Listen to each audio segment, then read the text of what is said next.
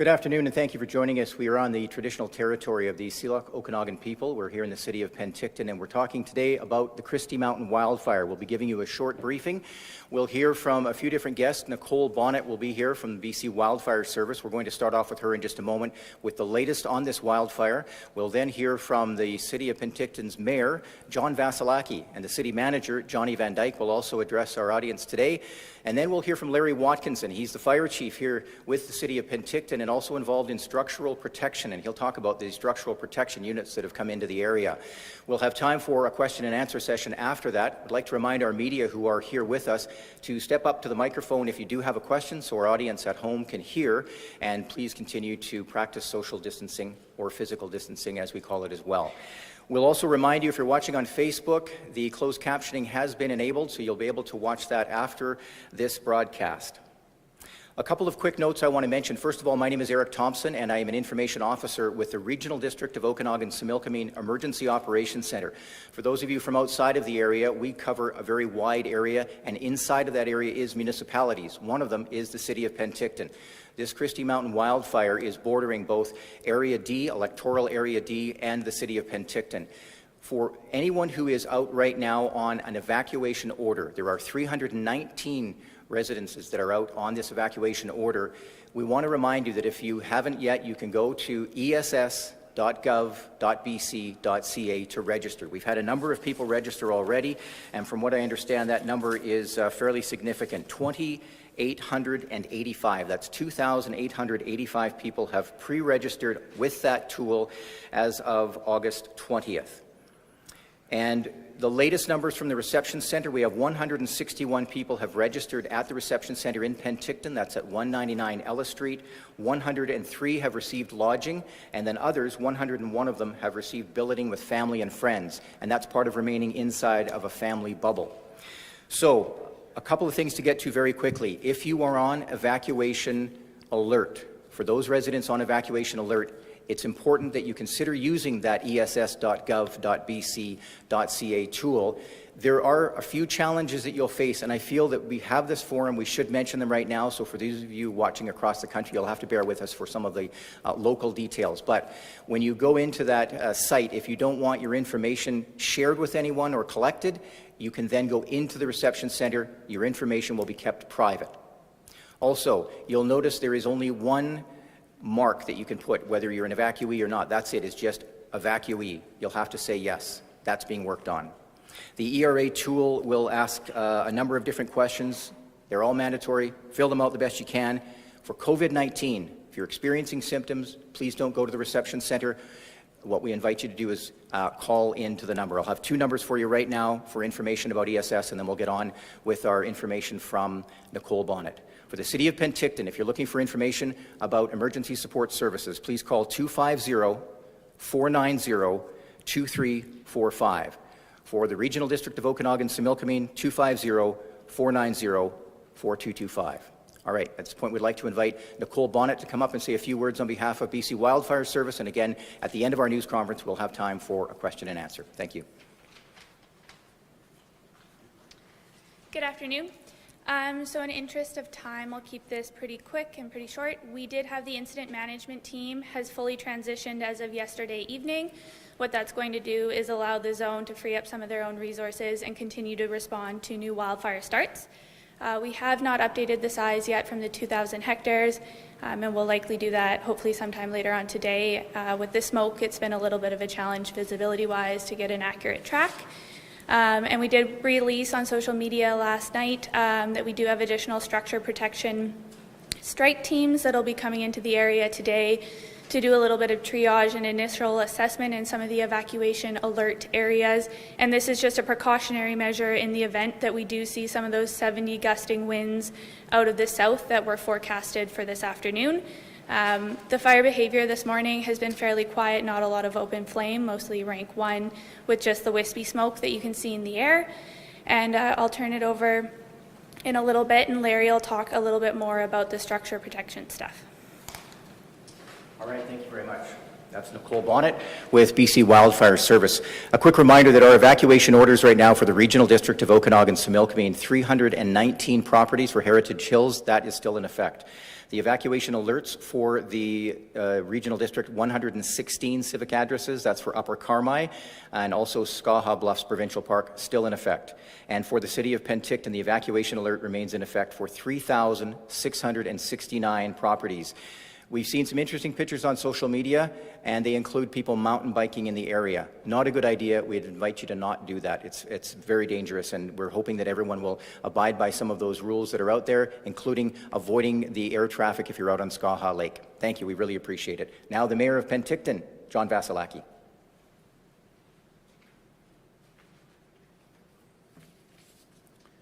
That's a bright light. Thank you very much for having me here today. Good afternoon, everyone.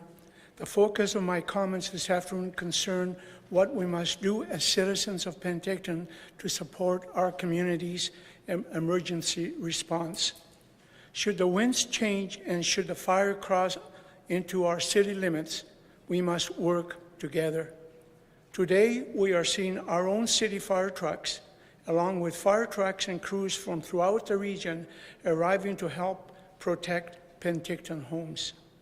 While it's natural for us to want to thank those fire crews for their efforts or watch them in action, I want to remind residents and motorists absolutely critical. It is not to obstruct their efforts and to cooperate with any requests they may have. Now is not the time for looky-loos to be out in the community or stop in their cars to look at the fire. I also want to take a moment to thank the hundreds and hundreds of citizens in the evacuation areas who took up our request yesterday to pre-register with emergency support services. You have taken an important step in preparing should an evacuation be required. Finally, I want to remind people to go to the city's website or trusted media channels for current information about our response. Staying informed with current, accurate information about this wildfire is your #1 priority as a resident of Penticton. I want to end by expressing my gratitude for the support we are receiving from all agencies, including the BC Wildfire Service, the RDOS, and Interior Health, as well as from the fire crews from across the region. On behalf of my council and the citizens of Penticton, thank you for your support. Penticton, please be prepared. Please stay safe, and please look out for your neighbors. We must work together. Thank you very much. And now I'd like to introduce my CAO and the men in charge of our Emergency Operations Center. I think this morning the newspaper called them rock stars for all the good information and as often as they put it out to the community so people will be informed. So Mr. Superstar, if you can come forward.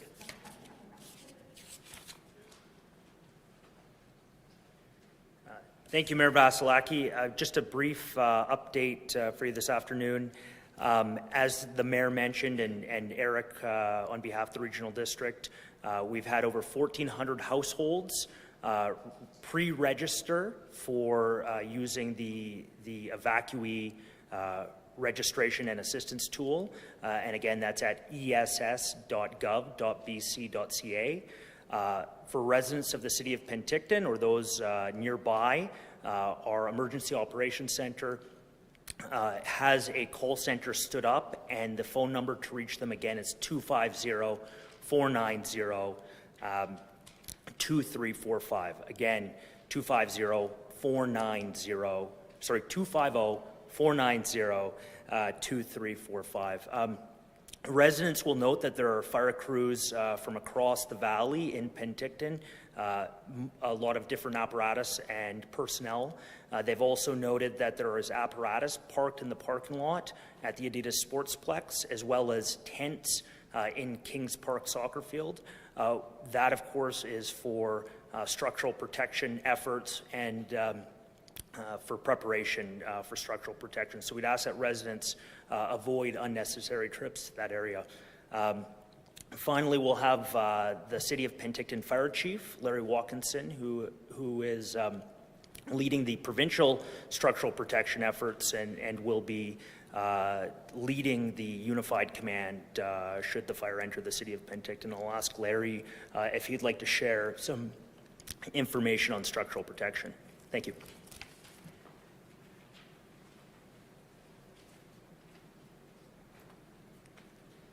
Good morning, everybody. My name is Larry Watkinson, Fire Chief of the City of Penticton. I'd like just to give you an update on the structural protection efforts that we're working on. Right now, I'm integrated to the incident management team with BC Wildfire Service, and my position with them is structural protection. So we've been doing structural protection in the south and now into Penticton.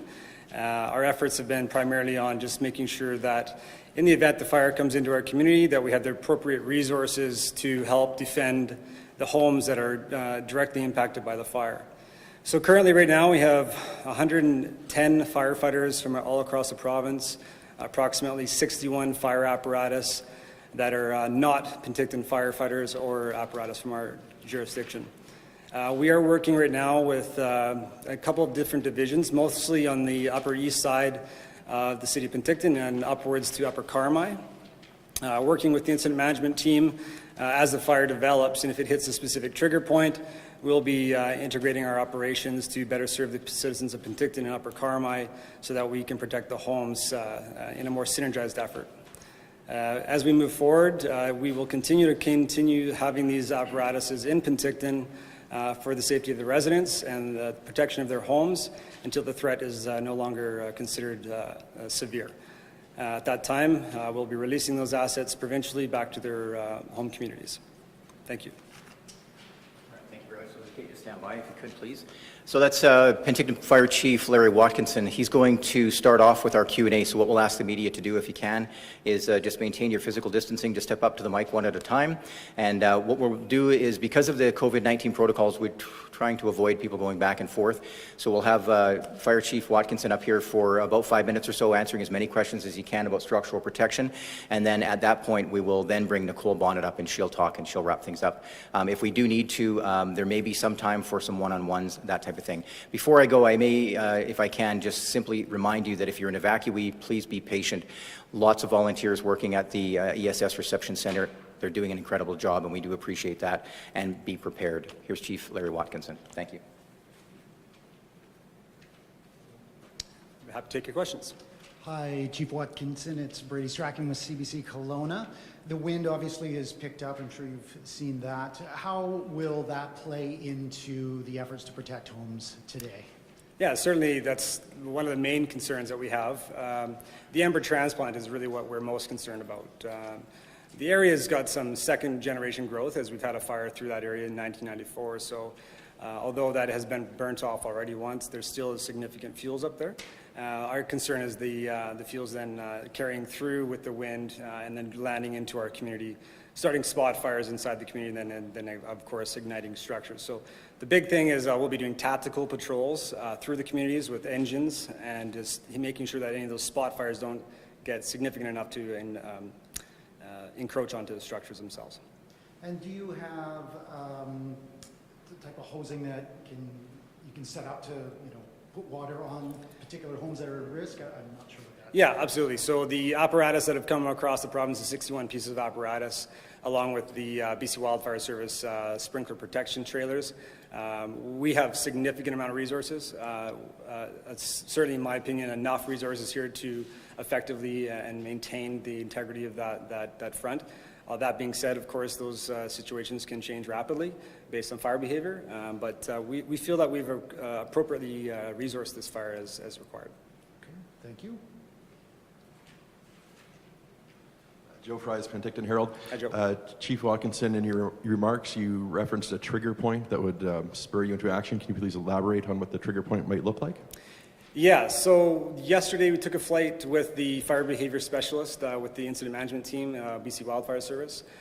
In conjunction with them and just general local knowledge, we came up with a specific trigger point that isn't exact. It's going to be in the upper bluffs area.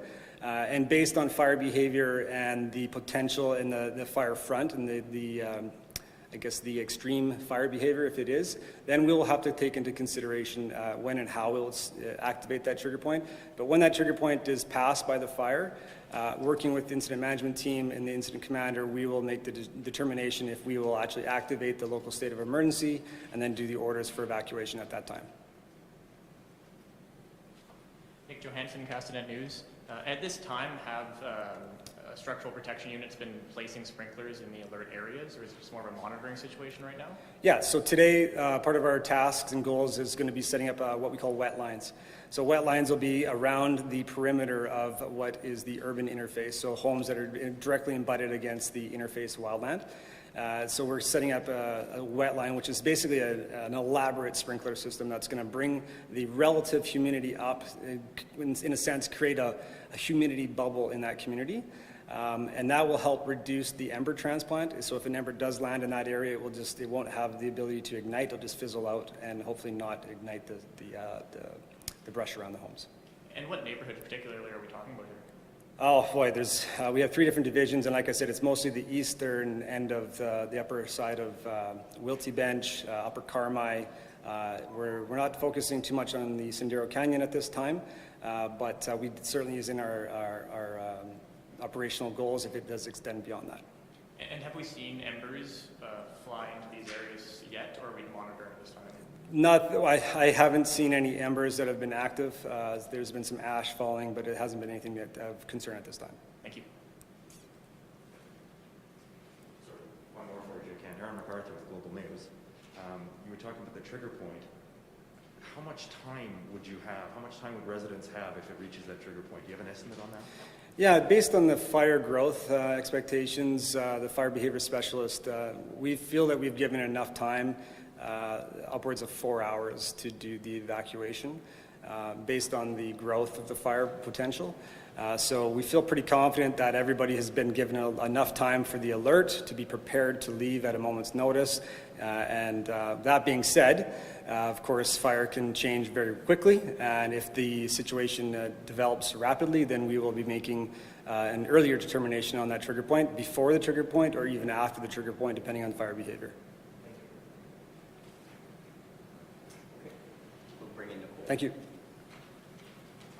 Thank you very much. We're going to bring in Nicole Bonnet now to wrap up our question and answer session. And if I could, I'd like to start things off. I just would like you to comment, if you can, on what residents need to keep in mind if they have to leave their property during the day. If, for example, there was an evacuation order issued while they're away from their property. Nicole?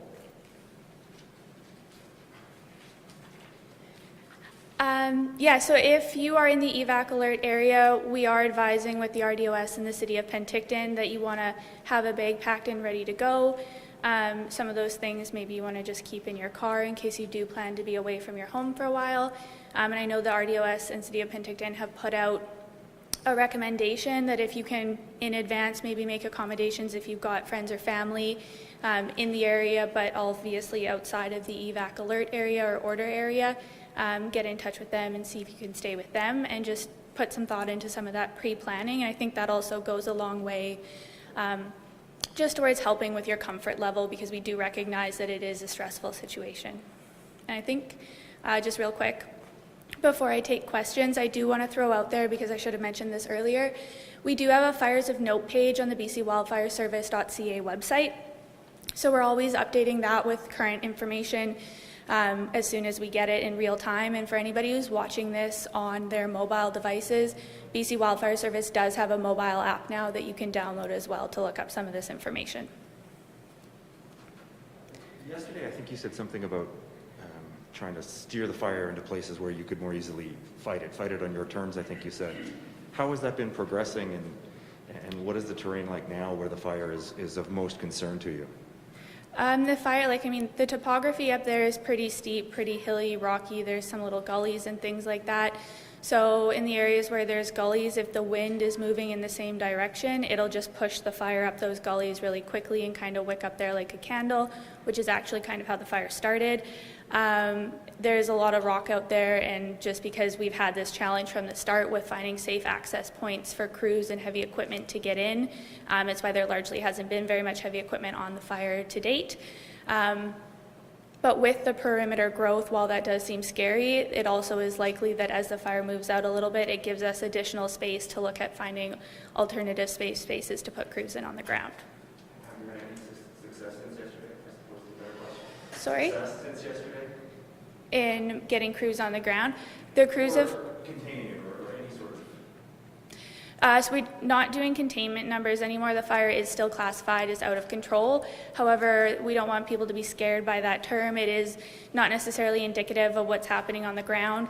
I believe we have 132 firefighters on site today, with 15 helicopters, and there's additional aerial resources should we need them. And then that number also doesn't include all the structure protection and water tenders and fire department that are out there helping them. So with all those resources, it means we have a lot of eyes on the fire while everybody's working. They're also monitoring the fire behavior and fire activity. And it means we can adjust accordingly pretty quickly as we need to when those winds start to pick up a little more, if they start to pick up a little more. Joe Fries, Penticton Herald. You talked about the air resources. Can you explain how they are affected by strong winds? Is there a particular wind velocity at which they can't fly? I'm sure there is, but I actually don't know the answer to that. I'd have to look into that. And There's a bunch of red shirts and brown shirts in the back of the room. Could someone there answer that question? that might be a question that Mitch can answer, but if you also send us an email at the end, we can circle back with you on that.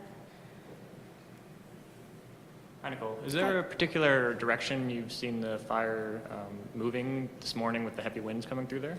The fire honestly wasn't that active this morning. It's pretty minimal, not a lot of open flame. It's just a lot of wispy smoke.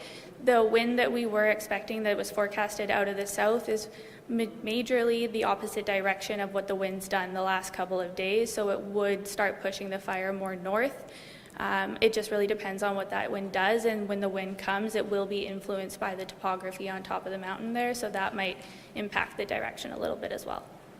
Nicole, if we get to 6 or 7 tonight and the winds die down as forecast and there are no further orders or expansion of the zones, does that mean at that point that people can sort of breathe a sigh of relief? What's your kind of thinking? I think if we make it through today with the winds being in our favor or just not picking up to quite that same velocity, I think we'll be pretty happy with that. However, this is still a newer incident. We've obviously surpassed the first 24 hours at this point, but fire can be unpredictable just like weather can be unpredictable. So I think in a few more days we'll probably have a little bit better idea, and I think we prefer just to not make any major recommendations so that we're not really jerking people around, just because that's just an added stress as well. I think that's it. Thank you.